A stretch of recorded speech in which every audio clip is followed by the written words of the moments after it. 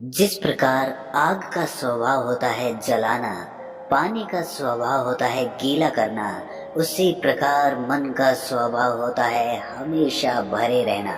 जी हाँ, सुनने में चाहे ये बेहद अजीब सी बात लगती हो, लेकिन ये असल सत्य है कि हमारा मन कभी भी खाली नहीं रह सकता। उसकी प्रवृत्ति है। बचपन से जिस प्रकार के समाज में, जिस प्रकार की विचारधारा में हम पले बड़े हैं, वही विचारधारा हमारे मन में भरी रहती है। हमारे मन की एक प्रवृत्ति हो जाती है कि वो खाली नहीं रह सकता। उसको अगर खाली बैठने का वक्त भी मिलता है तो भी वो अपने अतीत से या अपने भविष्य से तरह तरह की बातें ढूंढकर अपने आप को उसमें व्यस्त कर लेता है। ये मन की प्रवृत्ति है। लेकिन आपको समझना होगा कि अगर मन को खाली करना है तो क्यों करना है? क्योंकि मन खाली रहे बगैर इतने सारे आविष्कार कर सकता है, इतनी सारी रचनाएं कर सकता है, तो उसको हमेशा व्यस्त क्यों ना रखा जाए? मन को खाली करना क्यों जरूरी है, कभी आपने सोचा है? लेकिन यही तो मजे की बात है। जब तक आप अपने मन को खाली रखना नहीं सीख पाओगे, जब तक आपका मन दूसरी चीजों में इधर उधर भटकता रहेगा, तब तक आप लंबे समय तक एक ही काम पर अपना ध्यान केंद्रित नहीं कर पाओगे। ये बड़ी अचंभे की बात है। ये बात आपको इस प्रकार समझ में आएगी। जरा सोचिए कि एक कॉपी में पहले से ही बहुत कुछ लिखा हुआ है और वहाँ पर नया कुछ लिखने के लिए कोई जगह ही नहीं बची है। तो जरा सोचिए कि आप उस पर कैसे लिख पाएंगे। पहले आपको जो कुछ उस स्लेट पर लिखा गया है वो साफ करना पड़ेगा, उसी के बाद आप उस पर कोई नई चीज लिख सकते हैं। उसी प्रकार अगर हम अपने मन को स्वतंत्र करना चाहते हैं, आजाद करना चाहते हैं, हम चाहते हैं कि हमारे चित्त पर हर तरह की संवेदना उठे, हर तरह का जोश और उत्साह जगा रहे। इसीलिए किसी भी काम को लंबे समय तक करने की एक ही विधि है कि आप अपने मन की स्लेट को खाली कर दो, उसको छोड़ दो, उसको स्वतंत्र कर दो, उसको अपने आप उड़ने दो। देखो, फिर वो आपको रचनाओं के एक नए सागर में लेकर जाएगा। आपका मन असीम संभावनाओं से भरा है। वो ये सब कुछ कर सकता है जो हमारा दिमाग, हमारा मस्तिष्क सोच सकता है। इसीलिए अपनी कल्पनाओं को नई उड़ान दो और अपने मन की स्लेट को खाली कर दो। आज की जो बोध कहानी मैं आपको सुनाने जा रहा हूँ, उसे सुनने के बाद आपको कुछ ऐसे तरीके पता चलेंगे जिससे कि आप अपने अंदर की स्लेट को, अपने मन की स्लेट को बिल्कुल साफ रख सको और उसके बाद आप हर चीज का, हर वस्तु का दर्शन अपने मन से कर सको, पूरे भाव के साथ कर सको। मगध राज्य में युवराज नाम का एक बहुत ही सौम्य राजकुमार राज किया करता था। अभी उसका राज तिलक हुए कुछ ही दिन हुए थे और सत्ता उसके हाथों में आई थी। उसके पिता यानी कि पुराने राजा उसके अंदर बहुत सारी संभावनाएं देखते थे। उन्हें उसके उदार हृदय के बारे में संपूर्ण रूप से पता था। इसीलिए उन्हें लगता था कि राजपाट जब इसके हाथ में जाएगा तो ये अपनी प्रजा की अच्छे से देखभाल कर पाएगा। लेकिन अभी युवराज को सत्ता में आए हुए कुछ ही महीने बीते थे, लेकिन व्यापार दिन ब दिन घट रहा था। राजशाही खजाना धीरे धीरे खत्म हो रहा था और इसका खत्म होने का सबसे बड़ा कारण था युवराज के नए नए व्यापार करने के तरीके। वो ऐसी ऐसी जगहों पर अपना राजसी खजाना खर्च करता था जहां पर कम समय में ही ज्यादा लाभ पाने की संभावना हो, और इसी प्रकार उसने अपना बहुत सारा खजाना बहुत सारी जगहों पर लगा दिया था। लेकिन कम समय में ज्यादा धन कमाने के चक्कर में उसने अपना सारा राजशाही खजाना खत्म कर दिया। अब उसके पास अपनी प्रजा पर शासन करने के लिए, अपनी व्यवस्थाओं को बचाए रखने के लिए भी धन नहीं बचा था। पूरा राजशाही खजाना खाली हो चुका था। ये बात जब युवराज के पिता को पता चली तो उनको अंदर ही अंदर बहुत दुख हुआ। उन्होंने कभी सोचा भी नहीं था कि उनका होनहार पुत्र इतना बड़ा घाटा करवा सकता है।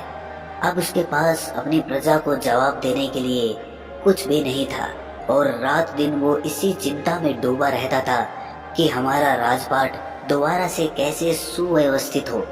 एक दिन युवराज को उन्होंने अपने पास बुलाकर कहा, तुमने जल्दी धन कमाने के चक्कर में पूरा राजशाही खजाना लुटा दिया। तुमने एक बार भी मुझसे राय नहीं ली। आखिर तुम कहीं से भी लाभ क्यों नहीं कमा पाए? मुझे ये दुख नहीं है कि मेरा खजाना खाली हो गया, मुझे ये दुख है कि मेरा बेटा नाकामयाब रहा। तुम बताओ, तुम्हारे सारे व्यापार चौपट क्यों हो गए? राजशाही खजाना खाली क्यों हो गया? ये सुनकर युवराज ने मुरझाए हुए चेहरे से कहा कि पिताश्री, मेरा मन बहुत ही चंचल था। मैं अपने मन को पहचान ही नहीं पाया। वो मुझे ऐसी ऐसी दिशाओं में भटकाता रहता था जहाँ से मुझे जल्दी लाभ पाने के अवसर दिखते थे। लेकिन मेरी समझदारी ही मेरे लिए मेरी सबसे बड़ी बेवकूफ़ी बन गई।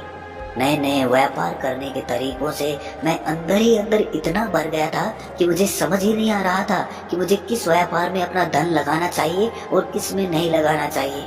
और जब तक मुझे पता चला तब तक बहुत देर हो चुकी थी। कृपया करके मेरा मार्गदर्शन कीजिए ताकि मैं अपनी व्यवस्थाओं को, अपनी की हुई गलतियों को फिर से सुधार सकूं, फिर से एक नया राज्य व्यवस्थित कर सकूं। ये सुनकर उसके पिता ने कहा कि बेटा, मैं जवानी में एक बौद्ध भिक्षु के पास जाया करता था जो मुझे जीवन जीने के लिए बहुत से अच्छे अच्छे मार्ग दिखाता था, अच्छी अच्छी सलाह देता था, जिसके चलते हुए मैंने इतने साल जिम्मेदारी पूर्वक अपना राज्य संभाला। अब वक्त तुम्हारा है, तुम भी उस बौद्ध भिक्षु के पास जाओ। उसकी उम्र तकरीबन 250 साल की हो चुकी है और वो हर किसी से नहीं मिलते। तुम जाकर उनसे मिलो, उनसे कुछ ज्ञान लो ताकि तुम अपने जीवन काल में अच्छा शासन कर पाओ। ये सुनकर उसने अपने पिता से पूछा कि पिताश्री, आपने ये बात मुझे पहले क्यों नहीं बताई? ये सुनकर उसके पिता ने कहा कि बेटा, बात उसी वक्त बताई जाती है जब बात बताने का वक्त आता है। आज वो वक्त आ गया है। आज तुमने अपने जीवन में गलती की है, इसीलिए तुम अपनी गलती से सीखकर कुछ अच्छा कर सकते हो। कल तक तुमने कोई गलती ही नहीं की थी तो तुम्हें बताने का कोई प्रयोजन नहीं था। जाओ, वो बौद्ध भिक्षु तुम्हें वहाँ ऊंची चोटियों में मिलेगा, वहाँ से जाकर उससे ज्ञान ग्रहण करके आओ। ये सुनकर अपने पिताजी से आज्ञा लेकर युवराज 6 महीने के लिए अपने पिताजी को ही राज्य का भार सौंपकर पहाड़ों में उस बौद्ध भिक्षु से ज्ञान लेने के लिए पहुंच जाता है। जब युवराज बहुत दिनों की यात्रा करके उस बौद्ध भिक्षु के पास उस चोटी पर पहुंचा तो उस वक्त बौद्ध भिक्षु के सामने एक घड़ा टंगा हुआ था जिसके नीचे एक छेद था। पानी उस छेद में से नीचे लगातार गिर रहा था और ऊपर से एक नल के माध्यम से लगातार पानी उस घड़े में गिर भी रहा था, जिससे ना तो वो घड़ा खाली हो पा रहा था और ना ही भर पा रहा था। ये पूरा दृश्य युवराज वहां पर पहुंचकर देख रहा था। आखिर में जब युवराज से रहा नहीं गया तो वो बौद्ध भिक्षु के पास जाकर उन्हें प्रणाम करके उनसे पूछता है कि हे महात्मन, मैं बहुत देर से आपको देख रहा हूँ, आप उस घड़े को लगातार देख रहे हैं, क्या आप मुझे बता सकते हैं कितनी गौर से आप क्या देख रहे हैं? ये सुनकर वो बौद्ध भिक्षु मुस्कुराते हुए उत्तर देते हैं कि बनते, जीवन में अंधकार का सबसे बड़ा कारण क्या होता है? सबसे बड़ा कारण होता है तरह तरह के बोझ जिनके नीचे हमारा दिल दबा हुआ है, वो सिसक रहा है, वो करा रहा है।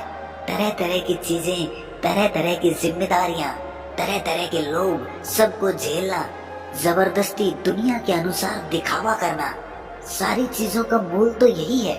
हम अपने अस्तित्व में बने ही नहीं रह पाते। हमारा मन इधर उधर से व्यर्थ की चीजें पकड़ पकड़ कर उसके बोझ के नीचे दब चुका है और उसके अंदर रोशनी का प्रकाश जाने के लिए कोई जगह ही नहीं बची है। इसीलिए मन के दुखों को और मन की चंचलता को दूर करने का एकमात्र उपाय है कि अपने मन को खाली कर दो। ये सुनकर युवराज ने उत्सुकता से पूछा कि हे महात्मन, ये तो हमने भी सुना है कि मन को खाली करने से एक अभूतपूर्व आनंद की प्राप्ति होती है, लेकिन मन को खाली कर पाना कोई मजाक थोड़ी ही है। आप लोग इतनी तपस्या करते हो, इतनी साधनाएं करते हो, तो शायद आप अपने मन को खाली रख पाते हो, लेकिन जो इंसान घर गृहस्थी वाला है वो अपने मन को किस प्रकार खाली कर पाएगा? क्योंकि उसे तो अपनी जिम्मेदारियों का निर्वाह करना ही होगा। उसे तो अपने मन में तरह तरह की बातें याद रखनी पड़ेंगी जिसके कारण वो समाज में रह सके, अपने बीवी बच्चों का पेट पाल सके। इसका उत्तर देते हुए वो बौद्ध भिक्षु बड़े ही सौम्य तरीके से उठकर वहाँ पे आसपास फूलों के पास घूमने लगते हैं और कहते हैं कि मन को खाली करने का मतलब ये नहीं है कि हम अपनी जिम्मेदारियों को छोड़ दें। हम अपनी जिम्मेदारियों को भूल जाएं। नहीं, मन को खाली करने का मतलब होता है हम अपनी जिम्मेदारियों के साथ अपने मन को समझें और व्यर्थ का बोझ, व्यर्थ की चीजें अपने चित्त पर पड़ने ना दें, जिससे हमारा चित्त हमेशा निर्मल बना रह सके। अपने मन को खाली करने के मैं तुम्हें 5 तरीके बताता हूँ जो तुम अपनी जिम्मेदारियों का निर्वाह करते हुए कम समय में अपने मन का खालीपन अनुभव कर सकते हो। सबसे पहले, हमारे मन की सभी प्रक्रियाएं हमारी सांसों के साथ जुड़ी होती है। हमारी सांसें ही निर्धारित करती है कि हम किस तरीके से व्यवहार करेंगे, और जब हम अपनी सांसों की व्यवस्था तोड़ते हैं, जब हम उसमें उतार चढ़ाव करते हैं, तो हमारी पुरानी आदत और हमारा चित्त एकदम खाली होने लगता है, पूरा बोझ उस पे से हटने लगता है। जैसे कि तुम कोई ऐसा व्यायाम कर सकते हो जिससे कि तुम्हारी सांसें उफनने लगे, तुम्हारी सांसों के चलने का कोई क्रम ही ना बचे, और उस वक्त जब तुम्हारी सांसें उफनने लगती है तो तुम्हारे चित्त के सारे विचार एकदम खाली हो जाते हैं। और यही रहस्य है, जब भी तुम्हारी सांसें, कोई भी व्यायाम, जैसे कि तुम कुछ दूर पूरी तेजी के साथ दौड़ सकते हो जिससे तुम्हारी सांसें बहुत तेजी से उफनने लगे, या फिर कोई नाच गाना इत्यादि भी तुम कर सकते हो जिससे कि तुम्हारी सांसों की व्यवस्था, तुम्हारी सांसों का क्रम टूटने लगे। मन को खाली करने के लिए दूसरी बात समझने की ये होती है कि हम अनजान लोगों के साथ बातचीत करने की कोशिश करें। आपको लगता होगा कि मन को खाली करने के लिए अजनबी लोगों से बात करने का क्या मतलब बनता है, लेकिन ये बात समझने की होती है कि जब हम अजनबी लोगों से बातचीत करते हैं तो हमारे मन का भय, हमारा खुद को आकलन करने का नजरिया, वो सब टूटता है। हम अक्सर किसी भी अजनबी आदमी से इसीलिए बात नहीं करते कि पता नहीं वो क्या सोचेगा, मैं तो उसको जानता भी नहीं हूँ, मैं उससे ऐसी क्या बात करूँ। लेकिन जब आप पहली शुरुआत करते हैं किसी अजनबी आदमी से बात करने की, तो आप खुद का आकलन करने की बजाय सीधा मैदान में कूद पड़ते हो। इसकी वजह से आदमी का जो जजिंग नेचर होता है, खुद को आंकने का एक नजरिया होता है, उसकी विचारधारा होती है, वो सब टूटती चली जाती है और मन खाली होने लगता है। इसके बाद तुम अपने मन को खाली करने के लिए बच्चों के साथ समय व्यतीत कर सकते हो। बच्चों के साथ जब हम अपना समय व्यतीत करते हैं तो हम भी बच्चे ही हो जाते हैं, हमारा मन एक बच्चे की तरह निर्मल हो जाता है। और इसीलिए अगर आप छोटे बच्चों के साथ अपना समय बिताते हैं तो उससे भी आपका मन खाली होने लगता है और एक बच्चे की तरह आपका मन निर्मल होने लगता है। आखिरी लेकिन सबसे जरूरी सूत्र मन को खाली करने के लिए जो मैं तुम्हें बता रहा हूँ, उसे पूरे ध्यान से सुनना। ये कहते हुए उस बौद्ध भिक्षु ने कहा कि अपना जो भी काम तुम करते हो उसे पूरी जागरूकता के साथ करो, उसमें पूरा रम जाओ, उस काम को ही अपना सब कुछ मान लो। इधर उधर से अपने सारे काम काज छोड़कर अपने विचार एक जगह केंद्रित करके, संगठित करके सिर्फ ये सोचो कि सिर्फ ये काम है जो मुझे इस पल में करना है। इसके अलावा दुनिया में कहीं भी कुछ भी हो रहा हो, हमें उससे कोई मतलब नहीं।